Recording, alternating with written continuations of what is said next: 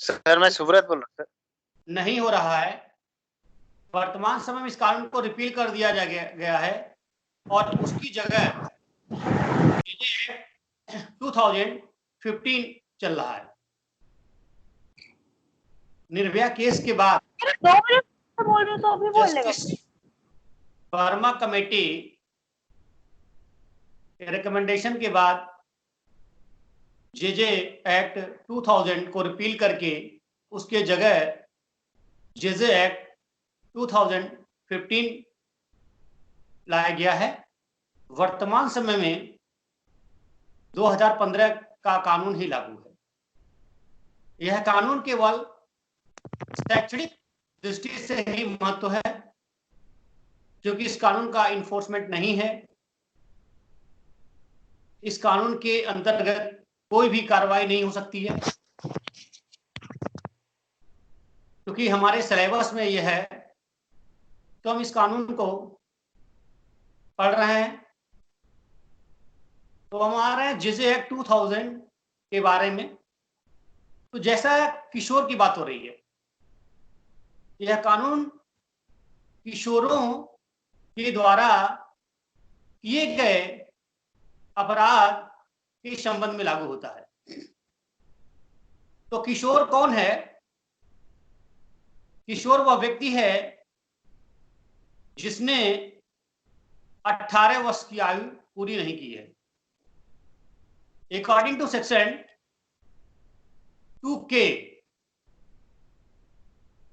2K में juvenile को परिभाषित किया गया है।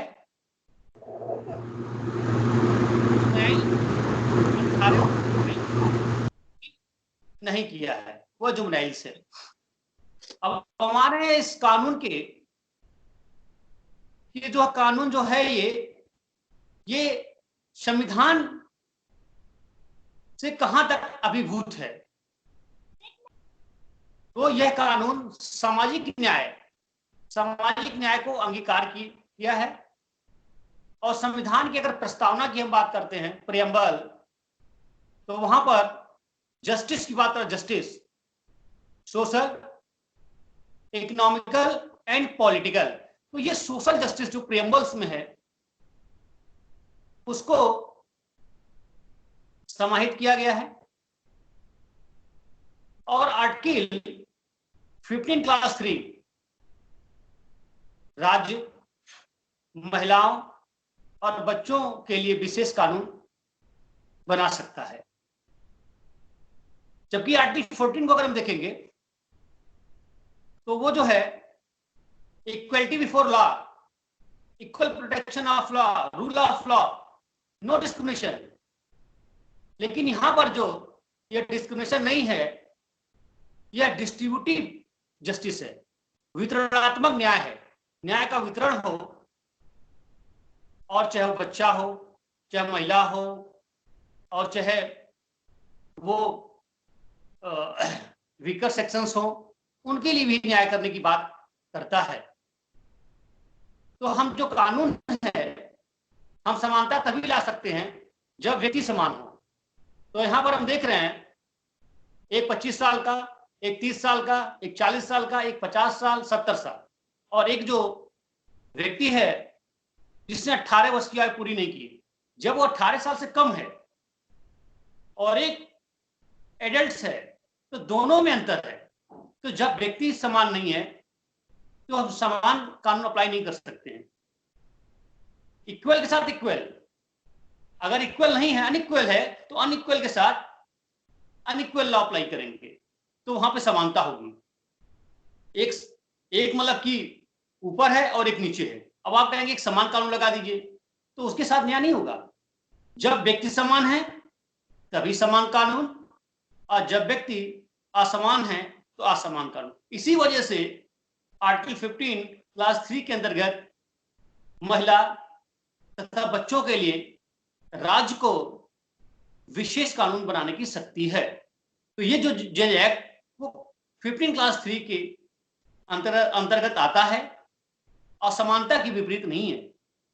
39E और 39F और आर्टिकल 47 ये जो आर्टिकल्स हैं संविधान के अंतर्गत, वो बच्चों और महिलाओं के वेलफेयर के लिए, उनके विकास के लिए, उनको मजबूत करने के लिए कानून बनाने की शक्ति राज्य को दिया गया है। तो राज्य ने इन शक्तियों का प्रयोग करते हुए, इन कानून को दृष्टिपात रखते हुए, इनके प्रोविजंस को इंप्लीमेंट करने के लिए जेजे एक्ट 2000 को बनाया गया। अब हम देख रहे हैं दो प्रकार के अपराध हो रहे हैं। एक जो है अपराध बच्चों के द्वारा किए जा रहे हैं, और एक बच्चों के प्रति किए जा रहे हैं। Offence related to childrens, offence committed by childrens, offence committed against childrens. तो हम यहां पर जेजे एक्ट के अंदर डिस्कस जो करेंगे, offence committed by childrens, juveniles, जो 18 वर्ष की आयु पूरी नहीं किया है। अगर कोई व्यक्ति 18 वर्ष की आयु पूरी कर लिए, वयस्क हो गया है, अगर उसके द्वारा कोई अपराध किया जा रहा है, तो जो हमारे सामान्य विधि है, सीआरपीसी है, उसके तहत उसका ट्रायल होगा, उसके तहत दंड दिया जाएगा। लेकिन 18 साल से कम है, 18 वर्ष की आयु पूरी नहीं किया है, तो उसके ऊपर जेजे एक्ट 2000 अप्लाई करेगा। तो सामान्यतः जो बच्चों के विरुद्ध अपराध किए जा रहे हैं, उसमें मुख्यतः आप देखेंगे कि जो सेक्सुअल ऑफेंसेस हैं, जो प्रोस्टिट्यूशन के पर्पज से जो उनका किडनैपिंग किया जा रहा है, ये ऑफेंसेस ज्यादा आपको दिखाई देगा। और सामान्य अपराध तो मर्डर हुआ, एक्सटॉर्शंस हुआ, ये भी दिखाई देगा। लेकिन जो ज्यादा अपराध दिखाई दे रहा है, वो जो है इस प्रकार के अपराध, जो सेक्सुअल ऑफेंसेस हैं, जो किडनैपिंग्स हैं, जो प्रोस्टिट्यूशन के पर्पज से ये अपराध दिखाई दे रहे हैं। अब आ रहा है ऑफेंस कमिटेड बाय जो चिल्ड्रन की हम बात कर रहे हैं, तो यहां पर देखेंगे कि उनकी क्रिमिनल लायबिलिटी, आपराधिक दायित्व। जो क्रिमिनल लायबिलिटी के अंतर्गत जो सबसे मुख्य बात है लायबिलिटी डिसाइड करने में, हम इंटेंशन को देखते हैं, जिसको मेंस रिया कह रहे हैं। मेंस रिया, जो कि अपराध की 4 आवश्यक तत्व हैं। पहला मानव, दूसरा मानव मस्तिष्क में दुराशय, और तीसरा आपराधिक कृत्य, और चौथा क्षति। तो ये जो दूसरा एलिमेंट्स है, ये साइन क्वा नॉन है, साइन क्वा नॉन, अनिवार्य शर्त है। इसको अलग करके आप नहीं देख सकते हैं, क्योंकि अगर मेंस रिया नहीं रहेगा तो हम किसी को दंडित नहीं कर सकते। तो क्रिमिनल लायबिलिटी डिसाइड करते समय हमको ये देखना होता है, चाहे वो माइनर हो, चाहे वो मेजर हो, तो मेंस रिया है कि नहीं है। तो मेंस रिया के लिए हम देखते हैं कि जो बच्चे हैं, उनमें मेंस रिया का विकास नहीं हुआ है। 82 जिसको हम कहते हैं कि यदि कोई आपराधिक कृत्य 7 साल से कम, मैंने बिलो 7 ईयर्स किसी बच्चे के द्वारा किया जाता है, तो वो fully discharge of criminal liability, वो फुली तरह से डिस्चार्ज है क्रिमिनल लायबिलिटी से। क्यों? क्योंकि मेंस रिया नहीं है। Actus non facit nisi mens इट्स रिया। कार्य ही किसी व्यक्ति को अपराधी नहीं बनाता है जब तक उसका मन अपराधी ना हो। तो उसका मन अपराधी नहीं है, अभी उसका मेंटल डेवलपमेंट नहीं हुआ है, मानसिक परिपक्वता उसके अंतर्गत अभी विकास नहीं किया है। अभी वो जो है अच्छे बुरे की भावना नहीं है, अभी विद्वेष, उतावलापन, ज्ञान, इलविल, अभी उसके अंदर कुछ नहीं है। वह जो है एक नासमझ गुड़िया है, जिसको हम कहते हैं डोली इन कपेक्स। तो यहां पर अगर हम 7 साल दिखा दें, 7 साल, तो 7 साल अगर हम दिखा दे रहे हैं, 7 साल से कम या एग्जैक्ट 7 साल, तो भी वह 82 के अंतर्गत आएगा और फुली डिस्चार्ज हो जाएगा क्रिमिनल लायबिलिटी से। अगर 5 साल का एक बच्चा है अगर किसी पिस्टल से किसी को गोली मार देता है और उसकी मृत्यु हो जाती है तो उसका फुली डिस्चार्ज होगा, क्योंकि 82 के अंतर्गत अगर हम लैंग्वेज को पढ़ देंगे तो कहता है 7 साल से कम। अब वो 5 साल है, तो यहां पर उसका फुली डिस्चार्ज होगा लायबिलिटी से। 7 साल से ऊपर किंतु 12 साल अपरिपक्व, मतलब वो इमेच्योर है, उसकी मानसिक परिपक्वता इतना विकास नहीं हुआ है, सोचने समझने की क्षमता, अपराध की प्रकृति, कार्यों के परिणाम की जानकारी उसको अभी नहीं हो पाया है, तो वो भी वहां पर बचाव मिलेगा, वहां पर लिमिटेड मिलेगा। और 82 में कंक्लूसिव प्रूफ हो जाएगा। कंक्लूसिव प्रूफ जो सेक्शन 4 में निश्चयक सबूत है, अगर हम एक चीज को सिद्ध करेंगे कि अपराध करते समय इस बच्चे की उम्र 7 साल से कम है, तो वो फुली डिस्चार्ज हो जाएगा। और हम ये मानेंगे क्योंकि उसके अंदर मानसिक परिपक्वता नहीं आई है, वो कुछ भी उस अपराध के बारे में नहीं जान रहा है। और 83 में मानसिक परिपक्वता को हम चेक करेंगे, और ये चेक करेंगे जो सब्सिक्वेंट एक्ट होता है, पश्चातवर्ती कृत्य, तो उसके द्वारा प्रयोग किए गए हथियार, उससे पहले धमकी, उसकी तैयारी, उस अपराध करने के बाद क्या स्थिति उसकी निर्मित हो रही है, तो ये सभी चीजें विचार करने के बाद हम उसको डिस्चार्ज करें या हम उसको पनिश करें। लेकिन पनिश हम इसलिए नहीं कर पाएंगे क्योंकि यहां पर जिस एक्ट 2000 के अंतर्गत उसका ट्रायल होगा। अगर वो 18 साल से कम है तो 12 साल से नीचे की बात कर रहे हैं। अगर वो आ रहा है मामला, लायबिलिटी डिसाइड हो रही है, तो सेक्शन जो है कि जो हमारा 15 है और 16 जेज एक्ट 2000 का अप्लाई करेगा। अब यहां पर जो है 82 और 83 में एक थोड़ा सा जो गैप है कि 82 7 साल से नीचे और 83 7 साल से ऊपर, तो एग्जैक्ट जो है 7 इयर्स, एग्जैक्ट 7 ईयर का स्टूडेंट, एग्जैक्ट 7 ईयर का जो एक्यूज्ड है, वो जो बालक है, वो कहां पे जाएगा। तो इसका जो है हम strict interpretation of penal institutes, दांडिक विधियों का कठोर निर्वचन करते हैं। और एक लैटिन मैक्सिम है, नल्लम साइन पोएना लेगी, तो इसका मतलब है जब विधि नहीं तो दंड नहीं। क्योंकि अगर लायबिलिटी डिसाइड करने आप जाएंगे तो वहां पर ये बात आ जाएगी कि साहब वो तो 7 साल से ऊपर की बात कर रहा है, जो पनिश करने की बात कर रहा है, जो लिमिटेड इम्यूनिटी की बात कर रहा है, मतलब सीमित उन्मुक्ति की, वो तो 7 से ऊपर कह रहा है। और हमारा जो क्लाइंट है वो एग्जैक्ट 7 ईयर है, तो आप कैसे कर देंगे क्योंकि 7 से ऊपर कह रहा है। तो जो भी दांडिक विधियों का निर्वचन किया जाता है, कठोर निर्वचन करता है, और हमेशा जो संदेह होता है, जो फायदा होता है, वो एक्यूज्ड के फेवर में जाता है। तो एग्जैक्ट 7 साल रहेगा तो भी सी के अंदर जाएगा। तो बच्चों के प्रति सहानुभूति के दृष्टिकोण अपनाते हुए इनको सजा देने की बात नहीं की गई। अगर हम कुछ कोटेशंस की बात करते हैं तो मिल्टन कहते हैं कि बच्चा मनुष्य का उसी तरह प्रतिबिंबन करता है जैसा सवेरा दिवस का।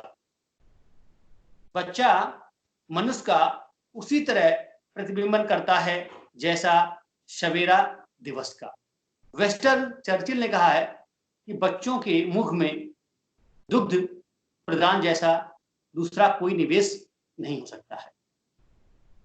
इस पर ऑनरेबल सुप्रीम कोर्ट ने कहा है राज का यह धरोहर कि बच्चे का सर्वांगीण विकास करें, यह उनका दायित्व है कि बच्चों का सर्वांगीण विकास करें। और ऐसा ऑनरेबल सुप्रीम कोर्ट ने Sheela Barse versus union of India के केस में कहा। राज ये धरोहर हैं, बच्चे जो है राज के धरोहर हैं, और राज्य का ये दायित्व है कि उनका सर्वांगीण विकास करें। तो देखते हैं कि सुप्रीम कोर्ट भी बच्चों के प्रति लचीला, सहयोगात्मक रवैया, उनके विकास के बारे में वो सोच रही है। क्योंकि अब ये सिद्ध हो चुका है, अपराधी जन्मजात नहीं होते, परिस्थितियां अपराधी को निर्मित करती हैं, और वो बच्चा अभी बहुत, उसकी उम्र बची है, और इस जो किशोरावस्था में कुछ हार्मोनल चेंजेस होते हैं, कुछ इस प्रकार के भी अपराध होते हैं, उत्तेजना, आवेश होता है, तो इसमें अपराध कर देते हैं। इसके प्रति उनके सहानुभूति रवैया अपनाना चाहिए। अगर हम देखते हैं कि हिस्टोरिकल डेवलपमेंट किस तरीके से बच्चों से संबंधित कानून, आज भारत में 2015 का कानून चल रहा है, इसके पहले क्या स्थितियां निर्मित हुई हैं।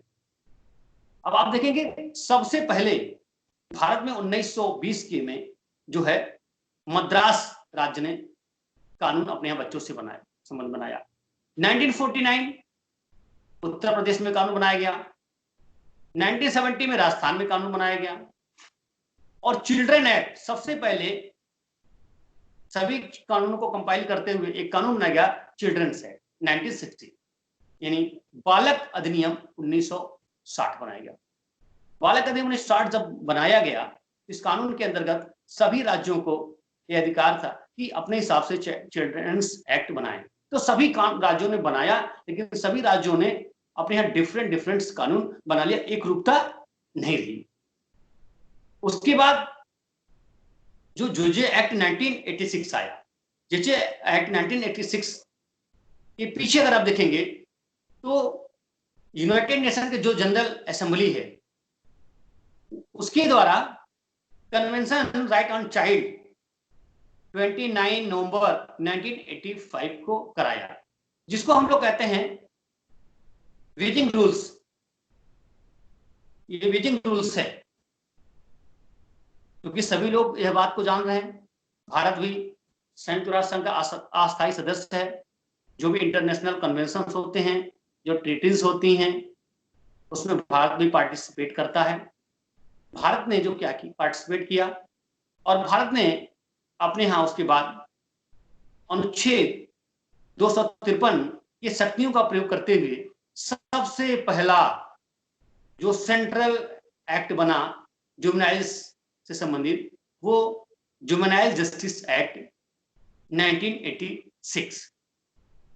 इस कानून में जो मेल और फीमेल एज को लेके बड़ा ड्राइबैक था। एज को लेके अगर मेल है तो 16 इयर्स, जुवेनाइल्स या फीमेल है तो 18 इयर्स, ये जो एज को लेकर रहा। उसके बाद आप देखे होंगे, उससे पहले 1973 सीआरपीसी में जुवेनाइल से संबंधित प्रावधान है कि यदि जो है कोई किशोर है जिसने 16 वर्ष की आयु का है, 16 वर्ष से ऊपर का नहीं है, यदि उसके द्वारा कोई अपराध किया जा रहा है और जहां पे जुवेनाइल कोर्ट्स नहीं है, ठीक, वहां पर मुख्य न्यायिक मजिस्ट्रेट को अधिकारिता है। उसके बाद आप देखेंगे 360 जो अच्छे आचरण के आधार पर वार्निंग देके छोड़ा जाता है, तो 360 में मिलेगा। हम अगर बेल देते हैं तो 437 का पहला प्रोवाइडेड दैट, वहां पे कहता बेल देने के 16 साल। तो एज को लेकर आप देखेंगे 16 साल सीआरपीसी के अंदर 16 साल दे रहा है। संविधान के अंदर आप देखेंगे तो 14 साल। आईपीसी के अंदर लायबिलिटी डिस्चार्ज करने फुली करेंगे तो वहां पर दे रहा है जो है 7 इयर्स, और लिमिटेड इम्यूनिटी वहां पे 12 साल। तो एज के लेके काफी कन्फ्लिक्ट्स रहे हैं। इस 1986 के बाद हमारे पास आया जुवेनाइल जस्टिस एक्ट 2000।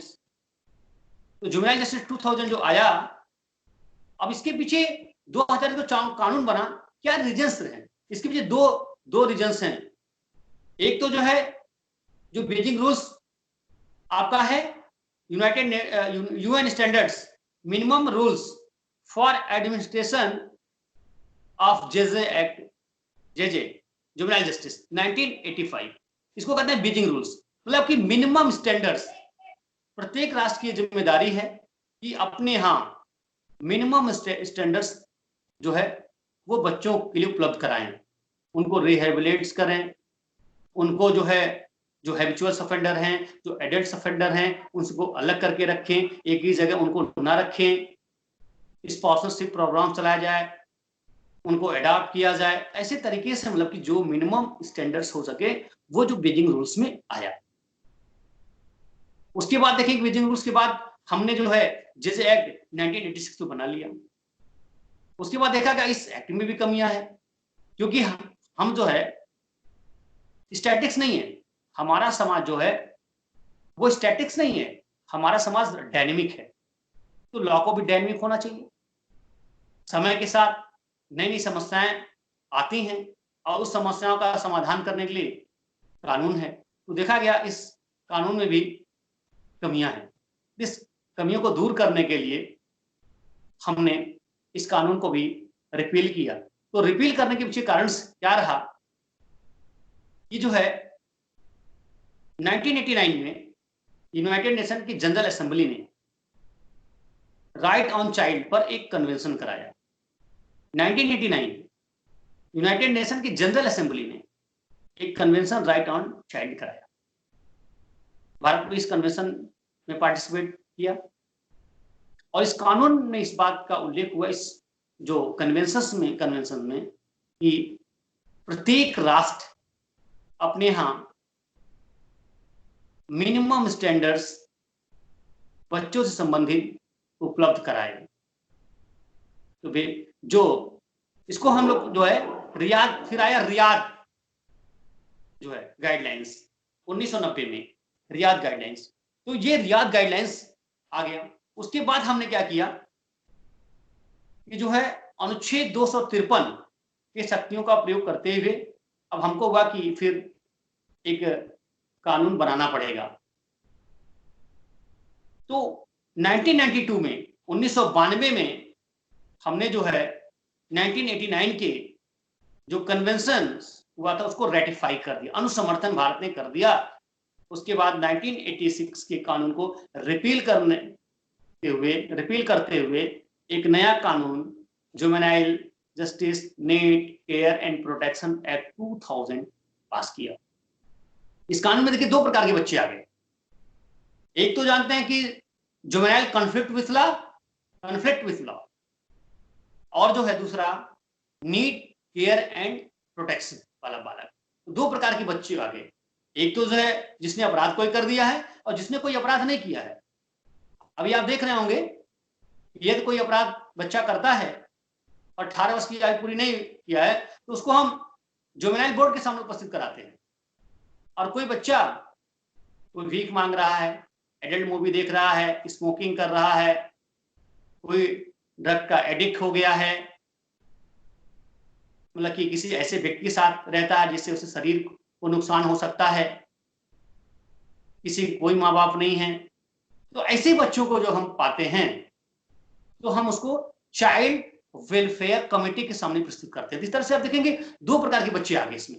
एक तो जुवेनाइल कॉन्फ्लिक्ट विथ लॉ और दूसरा आ गया जो है नीड केयर एंड प्रोटेक्शन वाला बालक।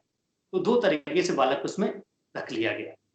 अब इस कानून के पीछे क्या सिद्धांत है, कौन सा ऐसा प्रिंसिपल्स है जिसके आधार पर यह कानून बनाया गया और कानून काम कर रहा है? तो पहला इसका जो प्रिंसिपल्स है कि प्रिजम्पशन ऑफ इनोसेंस, निर्दोष की उदाहरणा। हमारा आपराधिक न्याय प्रशासन ये कहता है कि जो है जो व्यक्ति न्यायालय के पास लाया जा रहा है उसके बारे में न्यायालय अवधारणा करेगा कि वो इनोसेंट है, यानी निर्दोष है, जब तक उसके ऊपर लगाए गए आरोप सर्वथा संदेह से परे साबित ना कर दिया जाए। तो अभी वो इनोसेंट है। अभी उसके बारे में आपको ये सोचना है कि जो लाया गया है आप जुवेनाइल्स वो इनोसेंट्स है और इनोसेंट मानकर आप चलेंगे, आप ये नहीं मान के चलेंगे कि वो अपराधी है। दूसरा राइट टू हर्ड, सुने जाने का अधिकार। सुने जाने का अधिकार क्या है कि क्योंकि it is a principle of natural justice, दूसरे पक्ष का भी सुनो। तो जो जुवेनाइल्स है उसकी एज के बारे में, उसके द्वारा किए गए अपराध के बारे में, परिस्थितियों के बारे में, उसके सुधार के बारे में, उसके द्वारा प्रस्तुत किए गए दस्तावेज के बारे में, तो सभी के बारे में आपको उसको सुनना है, सुनवाई का पूरा मौका आपको देना है। और आपका ये है अगला कि पॉजिटिव रिहैबिलिटेशन, सकारात्मक पुनर्वास। इसमें पुनर्वास की बात हो रही है क्योंकि हमारे अपराध शास्त्री ये मान रहे हैं कि अपराधी जन्मजात नहीं होता है, परिस्थितियां ही अपराधी को निर्मित करती हैं। तो हम उस परिस्थितियों को ट्रीटमेंट करेंगे क्यों अपराध किया है, क्योंकि अभी जुवेनाइल्स है उसका उम्र बहुत बाकी है, पूरा उम्र उसका बाकी है, तो उसको जो है हम ट्रीटमेंट करेंगे। हम अगर मान लीजिए कोई बच्चा है तो हम उसको एडॉप्शन में भी दे देते हैं, स्पॉन्सरशिप प्रोग्राम चलाते हैं, फोस्टर केयर्स करते हैं। तो इस तरीके से कि हम उसके जो है रिहैबिलिटेट करते हैं, क्योंकि ये जो है पूरा जेजे एक्ट ये जो है दंड के सुधारात्मक सिद्धांत रिफॉर्मेटिव थ्योरी पर आधारित है। रिफॉर्मेटिव थ्योरी ये प्रतिशोधात्मक नहीं, ये भयोपरख नहीं है, tit for tat, I for I, blood for blood, ये नहीं है। ये सुधार की बात करता है, रिफॉर्म करना है। वो जो कारण हैं जिसके वजह से उसने वह अपराध कर दिया है उसका ट्रीटमेंट करना, और ट्रीटमेंट करने के बाद उसको फिर समाज में मिलाना, क्योंकि 18 साल के बाद जब उसको हम छोड़ेंगे तो ऐसा ना हो समाज के लिए और अपने लिए वो खतरा हो जाए। तो इसको हम क्या करते हैं, वो ट्रीटमेंट करते हैं, और उसके प्रति हम जो है कोई विद्वेष की भावना नहीं रखते हैं, विद्वेष पूर्वक कोई कार्रवाई नहीं करना चाहते हैं। यानी जो भी कार्रवाई होगी वो जो है कहता है कि फेयर होगा, पहले से कोई प्रिजुडिस आप नहीं करेंगे। ये जो हमारे सिद्धांत हैं और ये 4 सिद्धांतों पर आधारित है। अब आ रहा कि व्हाट इज जुवेनाइल डेलिक्वेंसी, किशोर अपचारिता क्या है। किशोर जिसने 18 वर्ष की आयु पूरी ना की हो। अपचारिता जो डेलिक्वेंसी है वो लैटिन के डेलिनक्वेर से बना हुआ है, डेलिनक्वेर्स लैटिन के, इसका है टू ओमिट, विलोप करना, विलोप। समाज के कुछ पैरामीटर्स हैं, कुछ एथिक्स हैं जिनको समाज पूरा करवाना चाहती है। इसी एथिक्स को लेकर हम आगे बढ़ते हैं। हमसे समाज अपेक्षा करती है कि हम एक शब्दांत व्यक्ति रहें, हम समाज मतलब की विरोधी गतिविधियों में लिप्त न रहें, एंटी सोशल एलिमेंट्स नहीं बनना है। मनुष्य का एक सोशल व्यक्ति है, तो समाज के जो पैरामीटर्स हैं, समाज के जो एथिक्स हैं, उसके विपरीत आपको काम नहीं करना है। तो जैसे मान लीजिए वह भीख मांगता है, छोटी चोरी करता है, शराब पीता है, एडल्ट मूवीज देखता है, तो समाज ये कहता है कि नहीं ये तो अपचारी है, अपचारी किशोर है, अपराधी नहीं कर, अपचारी किशोर है। यह कोई जरूरी नहीं है कि उसके लिए अपराध हो, लेकिन कानून उसको अच्छा नहीं मान रहा है, विधि अच्छा नहीं मान रहा उसको, समाज के जो व्यक्ति हैं अच्छा नहीं मान रहे हैं, क्योंकि उसका आचरण समाज के लिए अच्छा नहीं है। समाज के जो पैरामीटर्स हैं एक व्यक्ति को आगे बढ़ने के लिए वो अच्छा नहीं है, वो अच्छा की तरफ नहीं जा रहा है, अच्छाई की तरफ नहीं जा रहा है। यानी अपने जो समाज का जो बंधन लगा हुआ है, जो समाज का रिस्ट्रिक्शंस होता है हमारे आपके ऊपर, वो रिस्ट्रिक्शन को फॉलो नहीं कर रहा है, उसके वो बियॉन्ड जा रहा है। तो हम लोग उसको कहते हैं कि ये जो बच्चा है, जो किशोर है, वो जो है अपचारी किशोर है। तो अपचारी किशोर को हमको ट्रीटमेंट करना है, सुधार करना है। अब आ रहा है कि एक नेग्लेक्ट जुवेनाइल, जिसको कहते हैं उपेक्षित किशोर। इसकी परिभाषा नेग्लेक्ट जुवेनाइल की पुराने कानून के सेक्शन 2L यानी जेजे एक्ट 1986 के 2L में दिया गया है। वहां पे नेग्लेक्ट जुवेनाइल्स हुआ है कि जिसने कोई अपराध किया है, और नए कानून में किशोर को अपराधी ना करके 2000 में उसको जुवेनाइल कॉन्फ्लिक्ट विथ लॉ।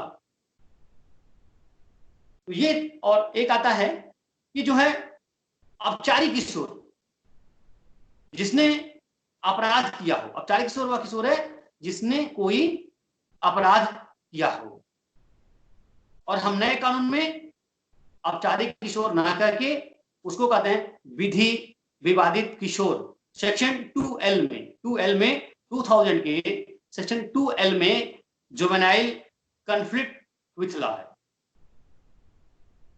तो यहां पर इस कानून में सबसे बड़ा ये रोक लगा दिया गया, किसी किशोर को आप अपराधी नहीं कहेंगे, उसको आप कहेंगे कि जुवेनाइल कॉन्फ्लिक्ट विथ लॉ, यानी विधि विवाद किशोर वह किशोर जिसने कोई अपराध किया हो, जिसने विधि के उल्लंघन में कोई कार्य किया हो। विधि के उल्लंघन में जो कोई कार्य करता है उसे हम विधि विवादित किशोर कहते हैं। आवारा की जो है कि इसका जो है ऑब्जेक्ट क्या, उद्देश्य, यानी किस उद्देश्य पर ये कानून आधारित है।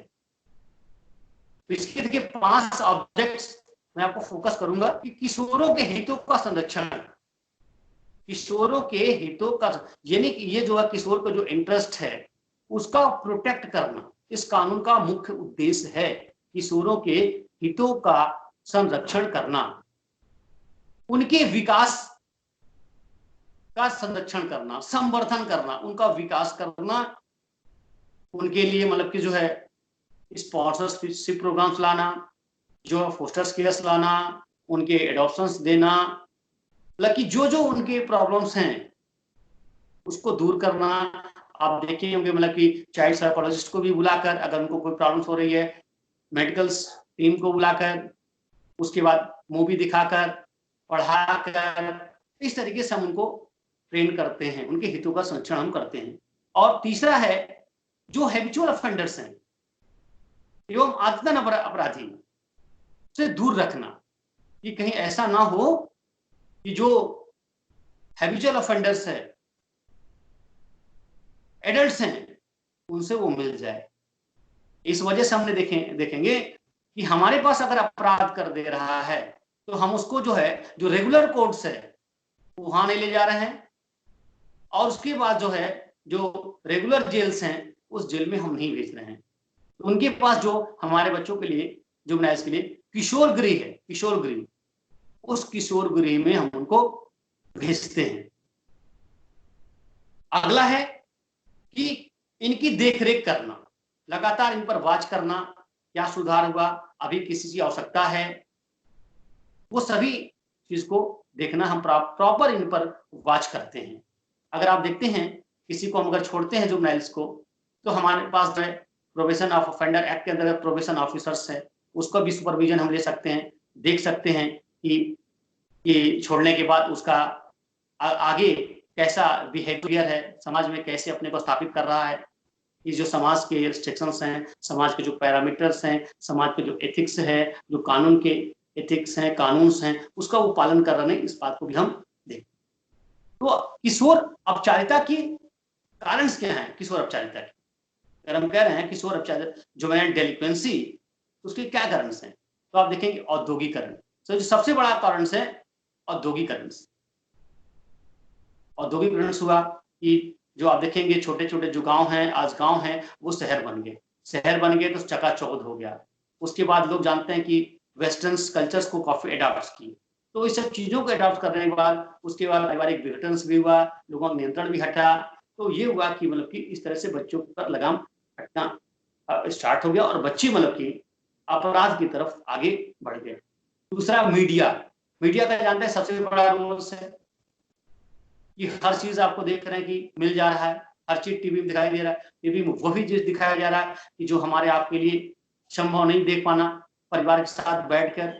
ऐसे जो एडवर्टाइजमेंट्स मीडिया के द्वारा आते हैं, स्मोकिंग का देखिए डिस्क्लेमर तो लगा देते हैं, लेकिन स्मोकिंग का शराब का भी देते हैं। ऐसे मतलब कि जो प्रचार करते हैं वह जो है इन जुवेनाइल्स के विपरीत से और हो रहा है।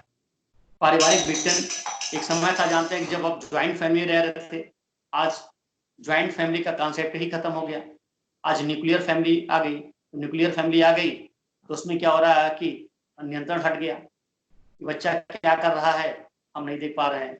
आज देख रहे हैं कि फादर भी जॉब का है, मदर भी जॉब है। बच्चे को हम क्रैच में डाल दे रहे हैं। बच्चे को कि किसी मतलब कि आया के साथ लगा दे रहे हैं, वो हमारे यहाँ घर आज देख रही है, बच्चों को खाना खिला रही, सब कुछ कर रही है। तो बच्चों का जो देखिए, परिवार नागरिकता की प्रथम पाठशाला है, और जब तक परिवार बच्चों का सपोर्ट नहीं करेगा, एथिक्स कौन सिखाएगा? एथिक्स तो हम बहुत ज्यादा जो है क्रेश में या बहुत ज्यादा जानते हैं, जो आती आय माँ जो है उससे हम बहुत ज्यादा नहीं मतलब की जो अपेक्षा करते हैं। तो हमारा जो नियंत्रण उस बच्चे पर आज हट गया है, और हम बच्चों को समय नहीं दे पा रहे हैं। बच्चा क्या मोबाइल में देख रहा है, टीवी बच्चा क्या दिखा रहा है, बच्चा क्यों गुमसुम रहने लग रहा है, बच्चा किस तरफ जा रहा, ये हमको जो है। और फैशन परस्ती, आज हर व्यक्ति फैशन में चकाचौंध है, हर व्यक्ति को फैशन चाहिए। हर व्यक्ति आता हमारे पास अच्छे से अच्छा मोबाइल है, अच्छे से अच्छा कपड़ा हो, हम मॉल में जाएं, हम अच्छे रेस्टोरेंट्स में जाएं। तो बहुत सारे लोगों को यह पूरा करना संभव नहीं है। जब संभव नहीं है और उसकी इच्छा है, तो वो कितना दिन तक दबा के रखेगा? एक दिन वो अपनी इच्छा को बाहर निकालेगा, और उसको पूरा करने के लिए ये बस जो है, चाहे चोरी करेगा, चाहे किसी का मर्डर करेगा उसको पूरा करने के लिए। तो यही एक कारण है फैशन परस्ती का। कुछ जैविक तथा शारीरिक कारण भी है, जो आपका फिजिकल है और बायोलॉजिकल जो है, इसके एक फैक्टर्स हैं कि किशोरावस्था में कहते हैं कि शरीर में हार्मोन्स का परिवर्तन होता है। कुछ ऐसे व्यक्ति हैं जिनका शरीर बहुत वीक है, मानसिक परिपक्वता नहीं आई है, या बहुत परिपक्वता आ गई है। तो ये भी जो हमारे जो है जैविक तथा शारीरिक कारण भी किशोर औपचारिकता की तरफ हमको ले जा रहे हैं। निर्धनता, गरीबी, तो एक कारण गरीबी भी है। तो गरीबी भी किशोर औपचारिकता की तरफ ले जा रहा है।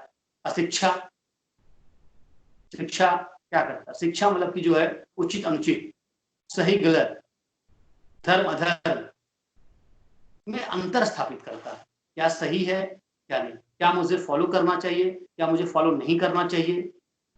शिक्षा का बहुत बड़ा रोल्स है। तो औपचारिकता शिक्षा का एक रोल्स है, और इसके अभाव में भी औपचारिकता की तरफ हम बढ़ते हैं। अब इसमें हम एक चीज को डिस्कस करेंगे कि जुवेनाइल को कैसे हम डिसाइड करें, निर्धारण कैसे होगा। सेक्शन 2 केवल इतना ही कहता है, सेक्शन 2 के, तो वह व्यक्ति जिसने 18 वर्ष की आयु पूरी ना की हो, वह है किशोर। तो 18 वर्ष की आयु पूरी ना की हो, लेकिन ये 18 वर्ष आयु कब से मानेंगे आप? कि अपराध करने के बाद 18 वर्ष या अपराध करने से पहले। तो इस पर देखेंगे कि आयु का निर्धारण करने में सुप्रीम कोर्ट के 2 केसेस हैं। पहला case Arnit Das versus state of Bihar. Arnit Das versus state of Bihar के मामले में सुप्रीम कोर्ट ने डिसाइड किया कि हम उस दिन किशोर मानेंगे कि जिस दिन जुवेनाइल बोर्ड के सामने प्रस्तुत किया जाता है।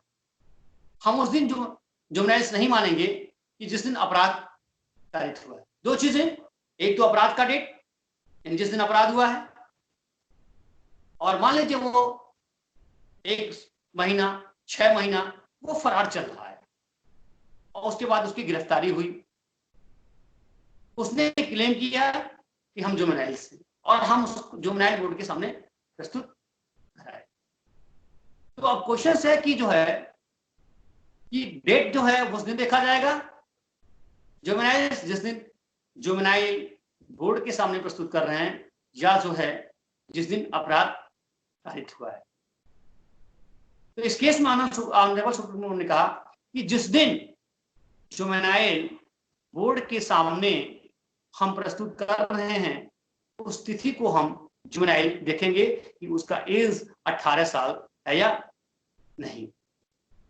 लेकिन इस केस को ऑनरेबल सुप्रीम कोर्ट ने Pratap Narayan Singh versus state of Jharkhand, Pratap Narayan Singh versus state of Jharkhand के मामले में इसको ओवर रूल्ड कर दिया और कहा कि नहीं, जुवेनाइल हम उस दिन मानेंगे कि जिस दिन अपराध घटित होता है, अपराध कारित, ऑफेंस कमिटेड डेट, कि जिस दिन उस व्यक्ति ने अपराध किया है उस तारीख को हम देखेंगे कि वह जुवेनाइल्स है या नहीं। एक एग्जांपल से हम उसको समझा रहे हैं कि आज है 23/4/2020। आज एक जो है व्यक्ति ने हत्या कर दिया। जब हत्या कर दिया उसके बाद जो है उसकी उम्र आज मान लीजिए 17 साल 6 महीने है। अब वो फरार हो गया। 6 महीने बाद पकड़ा जाता है, जुवेनाइल बोर्ड के सामने प्रस्तुत करते हैं।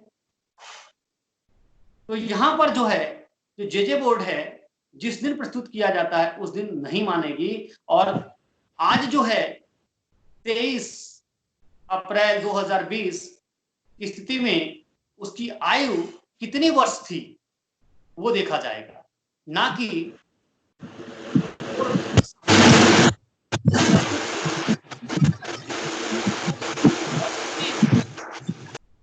पूर्व के जो निर्णय अरविंद दास वर्सेस स्टेट ऑफ बिहार को ओवर रूल कर दिया।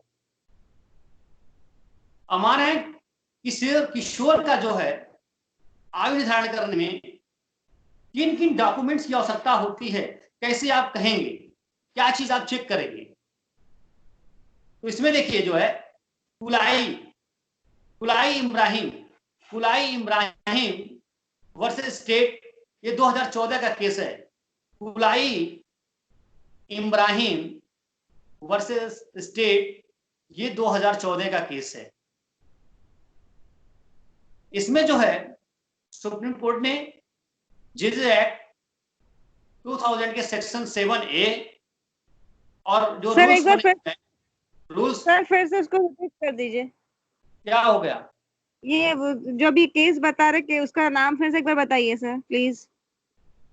कुलाई इब्राहिम वर्सेस स्टेट, ये 2014 का केस है। इस केस में जो है एज को डिटरमाइन करने की बात की गई है कि कैसे एज का आप निर्धारण करेंगे। जो मेजर है 18 वर्ष की, एडल्ट्स है। तो क्वेश्चन केस कोर्ट के सामने जो रेज होता है उसमें एज को लेके पहला क्वेश्चन रेज होता है कि हम जुवेनाइल्स हैं।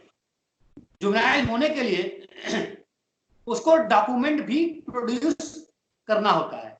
तो कौन कौन से डॉक्यूमेंट्स को कोर्ट एग्जामिन करे और वो डिसाइड करे कि ये जुवेनाइल्स है या नहीं। तो सबसे पहले जो हमारे पास ये जो है जो सर्टिफिकेट हमारे पास प्रमाण पत्र है, जो हमारे पास जो है जन्म का प्रमाण पत्र है, ठीक है, high school certificate, high school जो सबसे रेलिवेंट है, सबसे रेलिवेंट में हाई स्कूल का सर्टिफिकेट। अगर कोई मान लीजिए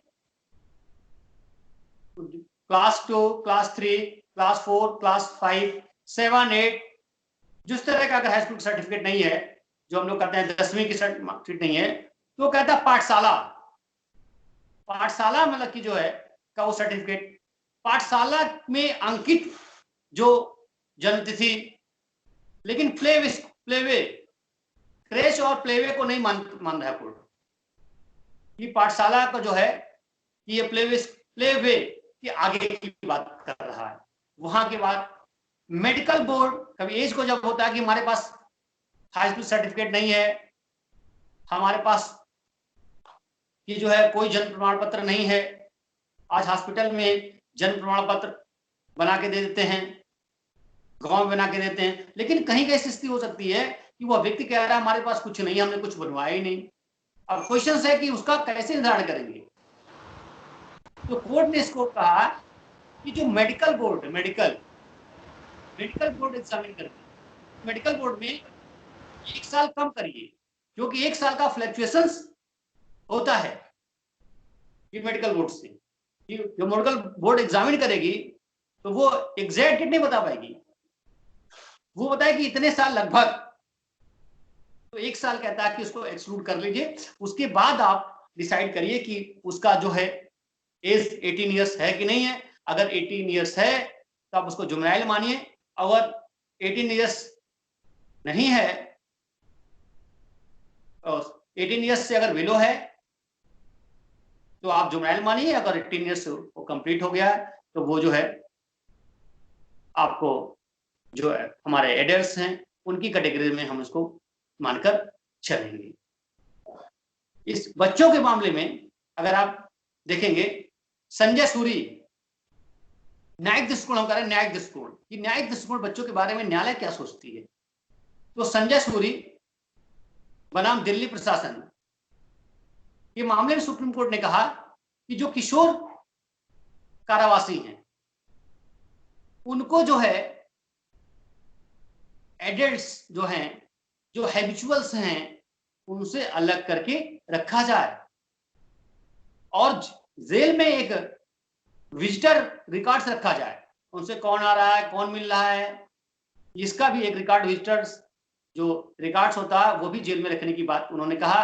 और कहा इसमें जो है कि मैक्सिमम लोगों का, जनप्रतिनिधि का पार्टिसिपेशन हो, एनजीओस का हो, अगर बच्चे संबंधित कोई संस्था काम कर रही है उनका एक तरह से इन्वॉल्वमेंट होना चाहिए, तभी हम बच्चों को क्या कर सकते हैं, उनको भविष्य उनका संवार सकते हैं और उनके एक भावी नागरिक के रूप में हम उनको बना सकते हैं। तो ये जो है न्यायिक दृष्टिकोण पर संजय सूरी, शीला बारसे वर्सेस यूनियन ऑफ इंडिया, ये केसेस जो हैं बहुत लैंडमार्क्स हैं किशोर्स के लिए।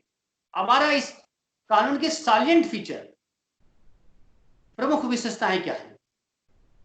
तो देखिए प्रमुख विशेषताएं ये है कि ये एक सेंट्रल कानून है, एक केंद्रीय कानून है। दूसरा इसकी विशेषताएं है, यह कानून जो बीजिंग रूल्स 1985 और रियाद 1990 का रियाद और बीजिंग रूल्स पर ये कानून आधारित है। और ये कानून दंड के सुधारात्मक सिद्धांत पर आधारित है, दंड के सुधारात्मक सिद्धांत पर आधारित है। रिफॉर्मेटिव थ्योरी, जो थ्योरी ऑफ पनिशमेंट आपने देखा उसमें आपने देखा होगा रिफॉर्मेटिव थ्योरी। आज बात हम कर रहे हैं, आज हम डेटेंट की बात नहीं कर रहे हैं, अब हम रेट्रीब्यूट की नहीं बात कर रहे हैं, आज हम बात कर रहे हैं रिफॉर्मेटिव। तो ये जो हमारा जेजे एक्ट 2000 है वो दंड के सुधारात्मक सिद्धांत पर आधारित है। और इस कानून की जो विशेषता है, इस कानून में किशोर को किशोर अपराधी ना कह के जुवेनाइल कॉन्फ्लिक्ट विथ लॉ कि विधि विवादित किशोर, ऐसा किशोर जिसने विधि के उल्लंघन में कोई कार्य किया हो। सेक्शन 2L में मतलब कि ये जो है juvenile conflict with law, bracket में आप देखेंगे कानून में नीड केयर एंड प्रोटेक्शन लिखा हुआ है, यानी इस कानून में दो तरह के बच्चे हैं, दो तरीके के, एक तो जुवेनाइल कॉन्फ्लिक्ट विथ लॉ, दूसरा नीड केयर एंड प्रोटेक्शन, यानी आवश्यकता एवं देख रेख संरक्षण वाला बालक। इसको परिभाषित 2D में दिया गया, 2D मतलब ऐसा बालक जिसके माँ बाप मर गए हों, जिसके माँ बाप हैं लेकिन नियंत्रण हट गया है, बच्चा देर रात तक घूमता है, बच्चे के पास कोई रहने की जगह नहीं है, बच्चा ऐसे व्यक्ति के साथ रहता है जिससे वो चोरी करवाता है, भीख मंगवाता है, बच्चे को शरीर को नुकसान हो सकता है, एडल्ट मूवीज देखता है, नशा का सेवन करता है, इस तरह के जो बच्चे हैं वो आवश्यकता एवं देख रेख संरक्षण वाला बालक इस कानून में रखा गया है। इस कानून के अंतर्गत यदि जुवेनाइल कॉन्फ्लिक्ट विथ लॉ है तो उसको रेगुलर कोर्ट में प्रस्तुत ना करके हम धारा 4 के अंतर्गत सेक्शन 4 के अंतर्गत गठित जुवेनाइल बोर्ड के सामने प्रस्तुत करते हैं। उस बोर्ड के पास हम प्रस्तुत करेंगे, जेजे इस बोर्ड के सामने सेक्शन 4 के अंतर्गत कॉन्स्टिट्यूट होगा। दूसरा, एक ऐसा बालक है जो आवश्यकता देखरेख संरक्षण वाला बालक है, उसको CWC जिसको कहते हैं चाइल्ड वेलफेयर कमेटी, बाल कल्याण समिति, जो धारा 29 के तहत सेक्शन 29 के अंदर कॉन्स्टिट्यूट होगी, वहां पर उसको प्रस्तुत कराएंगे। इसमें जो है अपराध कर दिया है तो सेक्शन 4 जेजे बोर्ड, और यदि अपराध नहीं किया है, आवश्यकता देखरेख संरक्षण वाला बालक है, तो उसको हम प्रस्तुत कराएंगे जो है CWC के पास।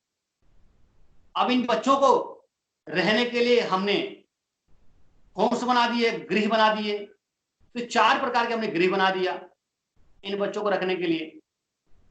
तो OS और CS, ओ का मतलब ऑब्जर्वेशन होम, ऑब्जर्वेशन होम जिसको कहते हैं संप्रेक्षण गृह, धारा 8 के अंतर्गत संप्रेक्षण गृह बना दिए हैं। जो अन्वेषण जांच विचारण की लंबित अवस्था के अंतर्गत हम बच्चे को कहां रखेंगे? ऑब्जर्वेशन होम में। अब हमने कहा कि इसको 5 साल तक सुधार गृह में रखना है, जब तक वो जुवेनाइल, अगर 13 साल का है तो 5 साल रखना है, तो 5 साल वो कहां रखेगा? वो स्पेशल होम में, स्पेशल होम यानी OS observation home section 8, special home section 9। Special homes में अन्वेषण जांच विचारण के बाद भेज दिया जाएगा कि जब तक 18 साल की आयु पूरी नहीं होगा तो स्पेशल होम में चला जाएगा। ये OS और CS ये किसके लिए है? Juvenile conflict with law. दूसरा CS चिल्ड्रंस होम सेक्शन 34 और शेल्टर्स होम, बाल गृह और आश्रय गृह, धारा 34 के अंतर्गत बाल गृह है और धारा 37 के अंतर्गत आश्रय गृह है। बाल गृह में जो नीड केयर एंड प्रोटेक्शन वाला बालक है, जब तक उसका जांच नहीं हो जाता है तब तक वो बालक अस्थायी तौर पर, टेम्परेरी तौर पर उसको हम लोग रखते हैं चिल्ड्रंस होम में। वो जांच हो जाएगी, जांच करने के बाद हम उसको शेल्टर्स होम में ले जाएंगे। तो 4 होम्स हैं, इसको एकदम पूरी तरह रट लीजिए। 4 होम्स हैं, OS और CS। O observation home, yes से आपका जानते हैं स्पेशल होम्स, इसको विशेष गृह कह रहे हैं, और CS चिल्ड्रंस होम और शेल्टर्स होम। ये 4 प्रकार के गृह, 2 गृह जुवेनाइल कॉन्फ्लिक्ट विथ लॉ और 2 गृह नीड केयर एंड प्रोटेक्शन वाले बालक के पास। उसके बाद हम इसके और साइलेंट फीचर देख रहे हैं। इस कानून में रिहैबिलिटेशन एंड सोशल रीइंटीग्रेशन की बात की गई है, जो सेक्शन 40 से 44 सामाजिक एकीकरण एवं पुनर्मिलन की बात करेंगे कि कैसे हम उसको फिर समाज में मिलाएंगे, क्योंकि 18 साल के बाद उस जुवेनाइल्स को आपको समाज के अंदर ही लेकर आना है। उसको वहां कितने समय तक रखेंगे? जब तक वो जुवेनाइल्स है नहीं, जुवेनाइल्स है, आफ्टर जुवेनाइल्स उसको तो समाज में ही लाके रखना है, हमारे आपके साथ ही रहेगा। तो उसमें जो कह रहे हैं रिहैबिलिटेशन एंड सोशल रीइंटीग्रेशन की बात करते हैं, जिसमें हम कहेंगे कि आपको एडॉप्शन भी होगा, फोस्टर केयर्स होगा, स्पॉन्सरशिप प्रोग्राम्स चलाएंगे। ये सब प्रोग्राम्स चलाने के बाद ट्रीटमेंट करने के बाद उसके बाद हम उसको समाज में पुनः लाके मिला देंगे। ये हम व्यवस्था की गई है। इस कानून में नाम के प्रकाशन पर रोक लगाई गई है कि नाम का प्रकाशन धारा 21 के अंतर्गत नाम के प्रकाशन पर रोक लगाई गई है। नाम आपको छापना नहीं है, मतलब कि जो नाम छापा जाता है पेपर में, उस नाम के छापने के ऊपर जो जुवेनाइल्स है उस पर भी रोक लगाई गई है। इस कानून के अंदर कि अगर उसका दोषसिद्धि हो रही है, जुवेनाइल कॉन्फ्लिक्ट विथ लॉ दोषी पाया जाता है, तो उसको जो डिस्क्वालिफिकेशन नहीं होगा। अभी क्या होता है आप देखे होंगे कि हम डिस्क्वालीफाई हो जाएंगे। अगर हम लोग कुछ करते हैं तो आता है कि जो है फॉर्म में भरने के लिए कि कोई दोषसिद्धि, कोई मामला, तो ये जो कहता है कि इनके लिए वो डिस्क्वालिफिकेशन की कैटेगरी में नहीं आता है। तो ये हमारे जो इसके साइलेंट फीचर्स हैं। और यहाँ पे सेक्शन 15 और 16 में स्पेशली फोकस कर रहा हूं कि दंड जो दिए जा सकते हैं, मतलब कौन से दंड उनको दिए जा सकते हैं और कौन से दंड नहीं दिए जा सकते हैं, इसका भी आपको उल्लेख करना होगा। कि आप देखेंगे मृत्युदंड, आजीवन कारावास या कारावास जैसे कोई सजा नहीं दे रहे हैं, तो हमारा जो कौन से पनिशमेंट्स होंगे और कौन से पनिशमेंट नहीं होंगे, इसको देखने के लिए सेक्शन 15 और 16 के अंतर्गत हम देखते हैं कि कौन हो रहा है, कौन सी सजा नहीं दे रहे हैं। पहले कौन सी सजा दिए जा सकते हैं, ये सेक्शन 15 बताएगा, और सेक्शन 16 कौन सी सजा नहीं दिए जा सकते हैं। तो हमने कहा कि कोई मृत्युदंड, कोई कारावास हो गया, तो बहुत जो है इसके एक साइलेंट फीचर की तरफ लेकर आ रहा है। और इस चीज को अगर हम मेंशन करते हैं तो हमारे जो है साइलेंट फीचर्स वो क्लियर हो जाएगा।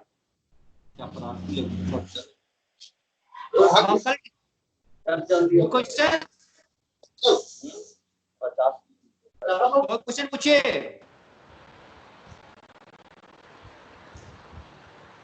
हेलो,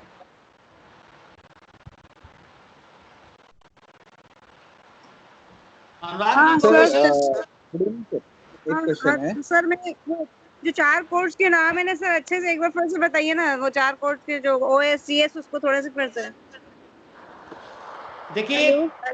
चार गृह है, 4 होम्स हैं, OS और CS।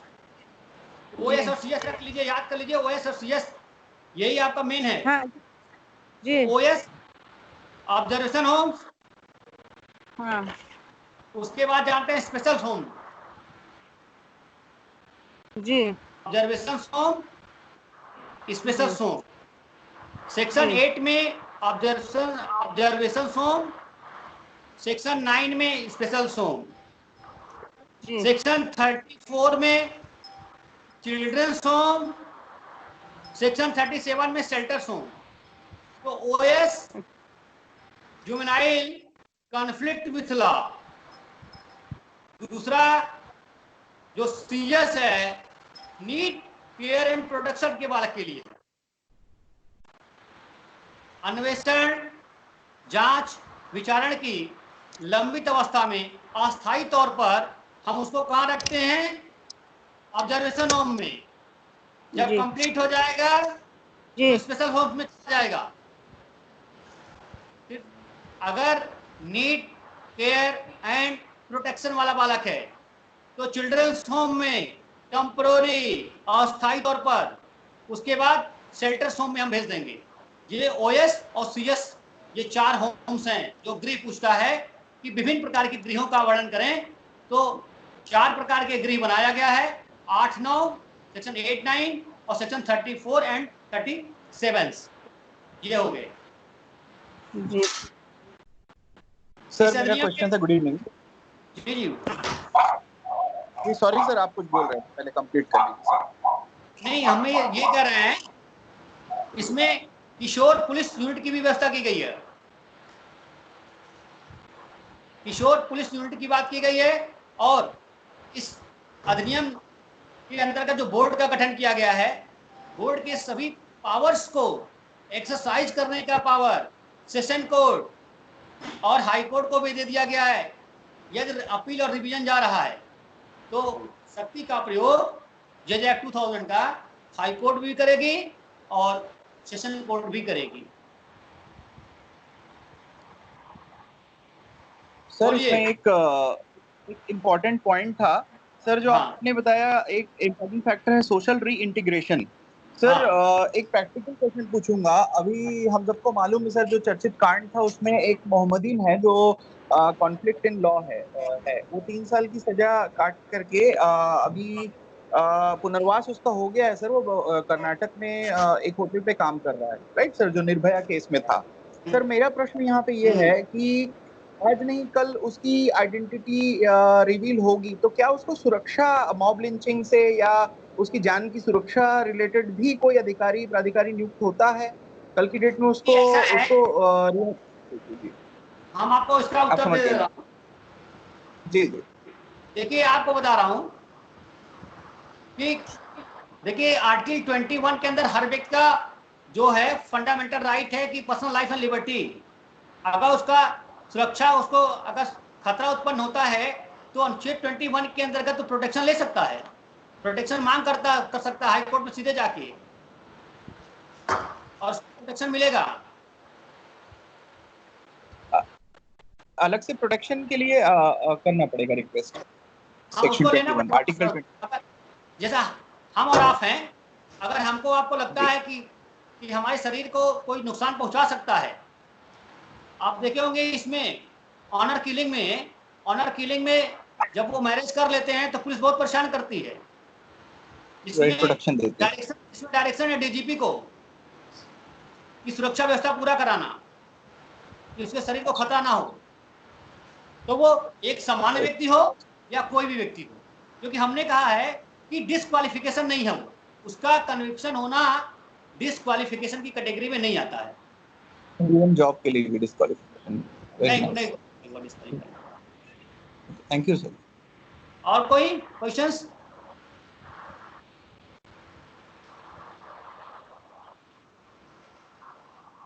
सर यदि कोई किशोर है सर एक था कि ना छोटे बच्चे हैं जो ये गोल बाजार थाने में आया था केस कि वो छोटे बच्चे थे, सॉल्यूशन की ट्यूब सूंघ के सब नशा करते वहाँ पड़े रहते, तो उनको पकड़ के लाया गया था न्यायालय में। तो सर थोड़े दिन उनको रख दिया बाल गृह में और एक दिन रख के उनको फिर छोड़ दिया गया सर। तो मेरा कहना है कि थोड़ा बच्चों को रखें, थोड़ा सा उनका ध्यान दिया जाए ताकि बच्चे सुधर पाए और पढ़ाई कर सके, जैसे आप बता रहे जी। सेक्शन 29 के अंतर्गत हमारे पास चाइल्ड वेलफेयर कमेटी है।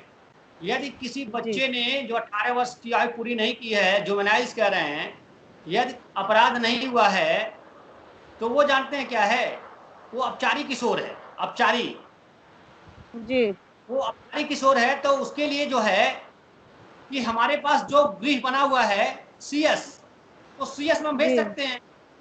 उन्होंने कहा कि ठीक है, तो सर तो अगर वो बोर्ड डिसाइड किया कि नहीं, उसके फादर आ गए, मदर आ गए, लोग आ गए कि नहीं हम इसको रखेंगे बच्चे को, या ऐसा कर दिया है, हम लोग अभी तैयार हैं, तो वो छोड़ देगा, दे देगा बच्चों माँ बाप को।